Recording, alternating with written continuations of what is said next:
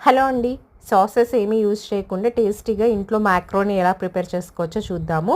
ఒక గిన్నెలో వాటర్ నింపుకొని మంచిగా బాయిల్ అవుతున్నప్పుడు అందులో టేస్ట్‌కి తగినంత salt, few drops oil add చేసుకోవాలి. తర్వాత మ్యాక్రోని వేసుకోవాలి. మ్యాక్రోని ఇలా మంచిగా కుక్ అవ్వాలి మెత్తగా. తర్వాత వాటర్‌ని స్ట్రెయిన్ చేసేసి కూల్ వాటర్ పెట్టి వాష్ చేసామనుకోండి ఓవర్ కుక్ అవ్వవు. తర్వాత గిన్నె పెట్టుకొని ఆయిల్ వేసుకొని జీలకర్ర, వెల్లుల్లిని చిన్న చిన్న కట్ చేసుకొని వేసుకొని అవి వేగాక ఆనియన్, పచ్చిమిర్చి, కరివేపాకు వేసుకోవాలి. అవి వేగాక పసుపు, సాల్ట్ కొంచెం వేసుకోవాలి. సాల్ట్‌ని చూసి వేసుకోండి. మనం ఆల్రెడీ మ్యాక్రోని ఉడికించేటప్పుడు వేసుకున్నాం కాబట్టి.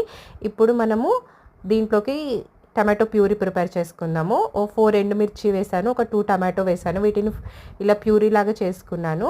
ఆనియన్ వేగాక ఆ ప్యూరీని ఇందులో వేయాలి.